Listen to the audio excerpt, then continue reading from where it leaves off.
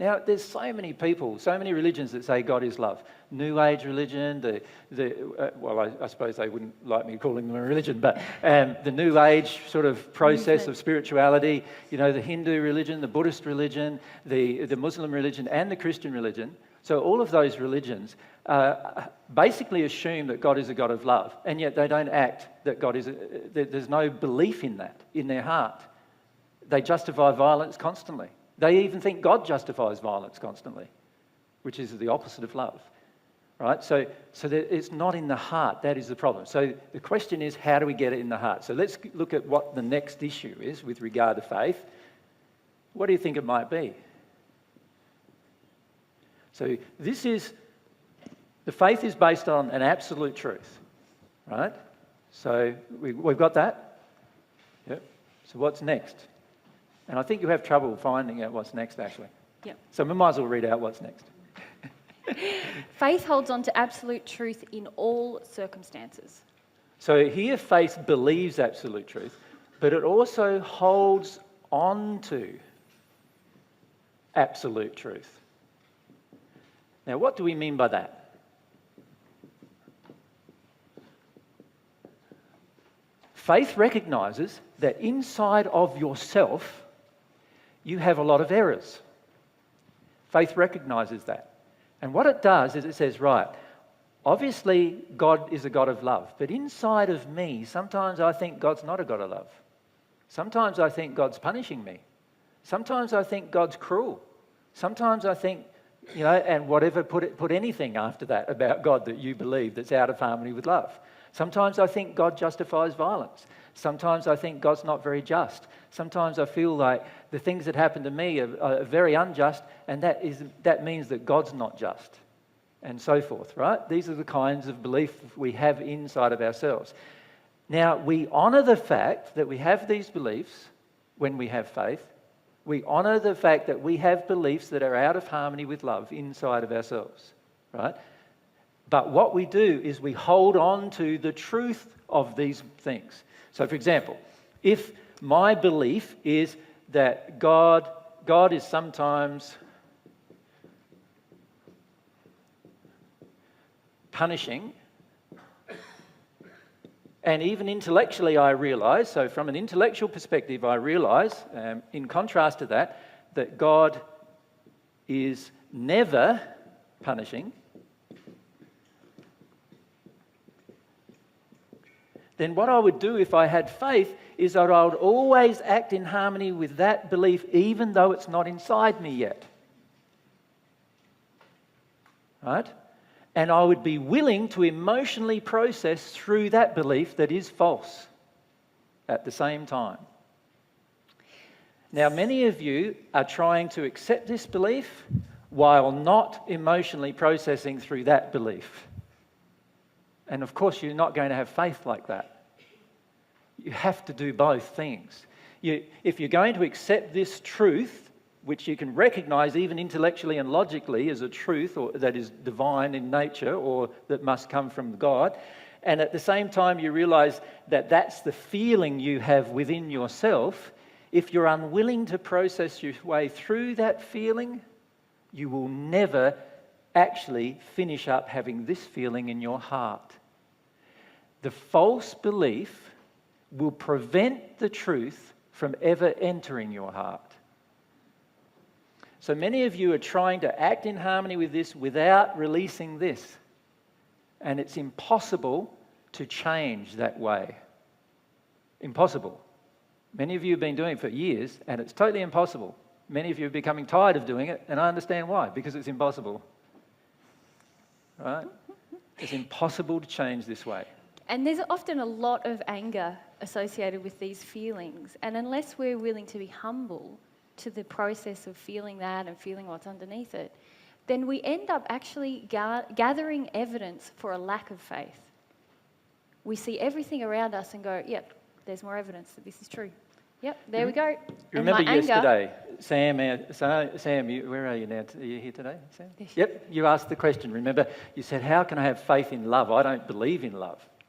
Right? It's going to take from me. So here, if we substitute Sam's example into here, all right? So what are your feelings about love, Sam? If we can maybe hand the mic to her. What are your feelings about love? Your true feelings, you know? The ones that you don't want to admit to anybody and yourself sometimes. I feel that when I'm in a situation where someone loves me, that means that they're going to take from me. So love, if we write down the definition of love for you, love takes. Yep. I feel like love sacrifices. Sacrifices. And demands. Demands. Yeah, Mother's Day, good demanding day. Who's feeling guilty? You're not with your mum. Or maybe you are. It's just like this sucking feeling, you know? Okay, it sucks the life out of me. And do you feel like there's duty involved, Sam? Like Yes. there's roles and Obligation. Duty? Obligation. Duty, obligation. Now, how many of you would have to admit that's how you feel about love? Right? Quite a lot of us, right? Now, I've said for 5 years that love isn't like that, and none of you have accepted the truth. In your heart, you still feel this about love. Does that make sense? So what is the truth about love that you've been taught for 5 years? That love is a gift, right? It never sacrifices. Right? It never demands. And I've said all of these things to you over and over again, yes? It gives you life. There is no duty and complete freedom. Now that's almost the polar opposite, is it not, of the previous thing. Now, here, understand, Sam, I'm not making fun of you because I feel that the majority of people still have these beliefs about love. Do you understand? This is a very common thing, that this is how we see love. Yeah? Now, this is God's truth. This is yours. This is your opinion, your belief. Now, how is God's truth ever going to get into your heart while these beliefs remain in your heart? The answer is, it's not. It doesn't matter how much we talk about it, it's not going to happen. And what I've found is sitting in my anger about this set of beliefs not only causes me to emotionally gather evidence, look around me and go, yep, there it is again. Yep, there it is again. Yep, there it is again. That's it, and it reinforces Proof itself. to me. Proof Yeah. to me. This proves It's to me. another I'm right. demand, I'm another right. I'm right. sacrifice. Yep. I'm right. Love is sacrifice. Love is demand. Love is obligation. I don't want any part of it anymore. And any man comes along, he says, I love you. You're beautiful. You go, no, you don't. This is what you like. Isn't that how it is? Right? Why do you think half of the ladies are not in a relationship? Isn't that how you feel? So it's like, no, I can't have that. Right? But what I've found is if I'm willing to act in a little bit of faith and even emotionally entertain this idea, immediately a lot of other feelings start to happen in relation to this other belief.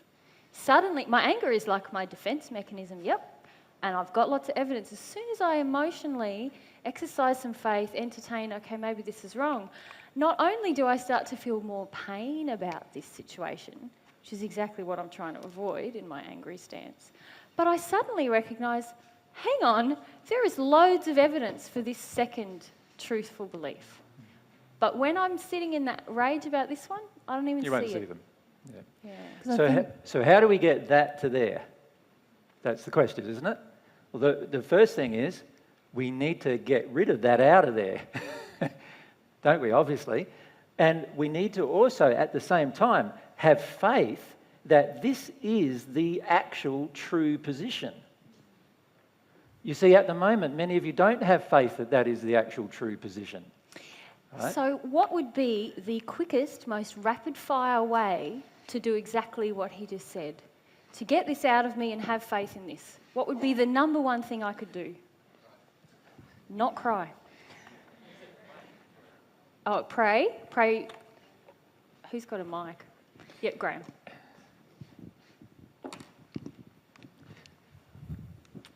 act on the second one? No. Well, how would you act on the second one? Don't sacrifice, don't demand. No, there's an even quicker thing you could do. Fab? Experiment. Yep, how would you experiment? I try that love is a gift and that love doesn't sacrifice in myself. And who's the best person to experiment with? God. Yep. Ask God for love. Yeah. See how it turns out. See Yeah. whether God's love takes from you or gives to you. See whether God's love demands anything from you or just is. See whether God's love sucks the life out of you or makes you feel like enlivened. And see what emotions start coming up in me as I ask and as I receive. Yep. Yeah. This is in contrast to the way that lots of us have been trying, which is, I'll just cry that out of me and then I'll be brave enough to ask God for love and see I don't if it's even right. feel most of you have been trying that, to be frank. Most of you have been trying, no, I want to keep believing that love is demanding. How dare you tell me love isn't demanding? How And here's dare you the tell me that? I think it is. I think it is. Don't try to tell me something different. That's how most of us have been, right? And isn't that how the world generally is when we talk about love or truth or any other thing like that? Don't tell me that. That's not right, and they fight for this false belief. And the reality is most of us are still fighting for our false beliefs because this has been our experience up till now with so-called love, right? But we haven't recognized one thing, and that is none of that is love. What we've been experiencing isn't love. If we were taken from, sacrificed, we had demands made of us, it sucked the life out of us, and we had duty and obligations, none of that is love. And we're still calling it love. We still believe it's love. And that's our problem. Because if we started to see love as like this, love is a gift that never sacrifices, never demands, and we believed that was love, do you think we'd be so upset about love? Of course not, you'd be wanting it. You'd want to receive it, right? Can you see, we have to have some faith in that process that this is the true position. So faith holds on to the absolute truth. Faith does not hold on to the error. Most of you are still trying to hold on to the error. And of course, you're not going to have much faith like that. Yeah? If we have Ludi? I've got some confusion about faith versus truth. Yep. Because you talk about faith being based on an experience, and so you have an experience and then the truth enters you. Yeah, but it has to be a truthful experience. It can't be an error-based experience. See, this is the thing where many of you started to get confused yesterday. You were thinking I was talking about one thing when I was talking about something completely different. And this is what we want to clarify today. So if we continue to clarify what we spoke of yesterday in this manner, I'm sure it will become clear to you how experience affects your faith. But, can I carry on? Far It seems like you need to take a leap of faith in order to get the experience. To You get do. The faith. That's the point of faith. Well, this is why I don't understand. But you take a leap of faith in the truth that you know at this point in time. This is how I feel about it, is that in order to grow faith, I have to experiment. So in that moment, on this issue, there's not faith in me about this. I'm experimenting with it. That allows me to have an experience which grows my faith. But this second point that we're talking about is that some of us have had experiences which have grown our faith in certain truths, but then we don't want to act in harmony with them, and so our faith can never grow. Does that make sense?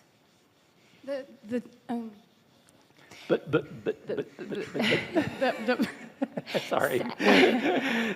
What's the problem? Tell me the emotional problem. You feel faithless. Oh, I've got complete confusion. Okay, now what's your primary problem that we've always discussed with you? Whenever you go into confusion, what do? My brain stops working. Exactly. Yeah. Why does this happen? Because of the spirit. You've got a clever... Luli, by the way, is a brain scientist, basically, and her brain stops working when she gets confused. Right? She's not used to being confused. So why does this happen? You're not used to being confused. Yeah. But what happens when you get confused? What emotionally happens? Oh, I start to panic. Yes. So what's starting to happen now is fear starts coming up in you. What does fear do?